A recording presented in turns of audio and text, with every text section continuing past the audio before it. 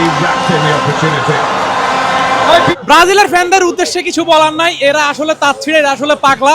প্রথমত যারা হচ্ছে নিজের দেশে 7 আপ খায় তাদেরকে নিয়ে কিছুই বলার নাই। যারা আসলে খেলা বুঝে তারা অবশ্যই আর্জেন্টিনা সাপোর্ট করবে। ব্রাজিলের ফ্যানদের উদ্দেশ্যে কিছু বলার নাই, এরা আসলে তাচ্ছিড়ে, এরা আসলে পাগলা। এই টিসিতে আসলেই দেখা যায় তারা আসলে ছাপটির মতো আসলে কথাবার্তা বলে। সো একটু থাকে না যে আমরা একটু ফর্মাল কথাবার্তা বলি, সো তারা শুধু একটাই বোঝায় চলো 3 পিস। কেন ভাই, আপনাদের কি আর কোনো কথা নেই? একটু সমালোচনা করেন, ভালোভাবে সমালোচনা করেন। এই যে আমার বান্ধবী এখন কিছু বলতে পারতেছে না, পর্তুগাল ফ্যান দাঁড়ায় আছে, আর অনেকে তো চলেই গেছে কষ্টে ব্রাজিল যারা ছিল।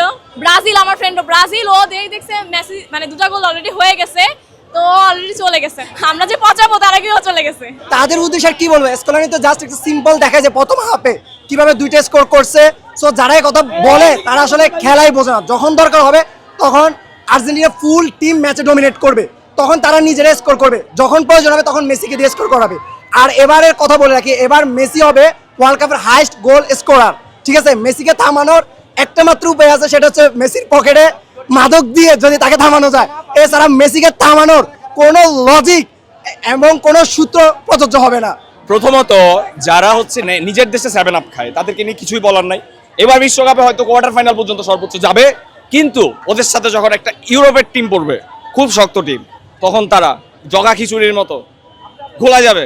তাদের নেইমার তখন কিছু করতে পারবে না, কারণ তাদের মরক্কোর সাথে ড্র করার অলরেডি হিস্ট্রি আছে। তো আমরা এই থেকে বলতেছি, ওরা গ্রুপ চ্যাম্পিয়ন, আমরাও গ্রুপ চ্যাম্পিয়ন। জাস্ট আমরা ড্র করি নাই, ওরা ড্র করে চ্যাম্পিয়ন। আমরা এখানে বীরত্বের সাথে বিজয়ের মাধ্যমে গ্রুপ চ্যাম্পিয়ন হয়েছি। আমার আসলে ব্রাজিলিয়ান ফ্যান্সদের জন্য কোনো হেট্রেড নেই, কারণ আসলে শুধু হেট্রেড বাড়িয়ে কোনো লাভ নেই। আর যারা আসলে খেলা বুঝে তারা অবশ্যই আর্জেন্টিনা সাপোর্ট করবে।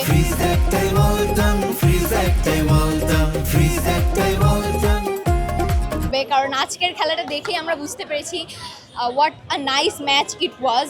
So I would rather say, আর যারা বলছিল যে মেসি ছাড়া আর্জেন্টিনা চলে না, মানে ফ্র্যাজাইল, তাদের উদ্দেশ্যে বলবো যে আজকের ফার্স্ট হাফটা যদি দেখে থাকে তাহলে আজকের পর আর বলার কথা না যে আর্জেন্টিনা মেসি ছাড়া ফ্র্যাজাইল। জি, আশা করছি এবং দোয়া করি যাতে আমার এখানে আরেকটা স্টার হয়ে